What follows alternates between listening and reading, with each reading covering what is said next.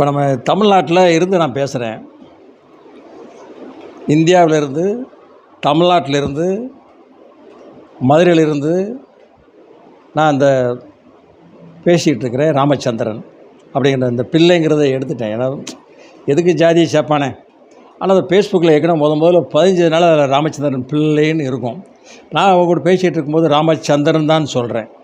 நான் ஒரு ட்ரஸ்ட் வச்சுருக்கிறேன், மனித வளம் அறக்கட்டளை அப்படின்னு ஒரு ட்ரஸ்ட் ஒன்று இருக்குது. நான் ஒரு மூத்த பத்திரிகையாளரும் கூட. நிறையா எழுதுறதுனால நான் எழுத்தாளர், நிறையா விஷயங்கள் எழுதுகிறேன், அதனால் எழுத்தாளர். இது ஒரு புனை பேர் வச்சுக்கோங்களேன், அதில் பார்த்துக்கலாம். இப்போ யூடியூப் சேனல் போய் பார்த்தீங்கன்னா மதுரை ராமச்சந்திரன், ஃபேஸ்புக்கில் பார்த்தீங்கன்னா ராமச்சந்திரன் பிள்ளை ஃபேஸ்புக், இது 2 தான். அதை நீங்கள் வாட்ச் பண்ணி பார்த்துக்கலாம். நிறையா கதை கட்டுரைகள்லாம் போடுறேன், நடப்புகள் அப்படியே உண்மையாக அப்படியே போடுறேன். யாருக்கும் பயந்து போடுறதில்ல, எதுக்கு பயப்படணும் அப்படிங்கிறதுனால போடுறதில்ல. இப்போ அரசியலில் பார்த்தா புதுசாக இப்போ ஊழல் தமிழ்நாட்டில் இப்போ நல்லாட்சி நடக்குதான்னு பார்த்தீங்கன்னா சுத்தமாக கிடையாது. சுத்தமாக கிடையாது, நல்லாட்சியே நடக்கலை அப்படின்னு எல்லோரும் சொல்கிறாங்க, பொதுமக்களே சொல்கிறாங்க. அதை நான் உங்கள்கிட்ட சொல்கிறேன். சரி, எதிர்க்கட்சி தலைவர் என்ன செய்கிறார்?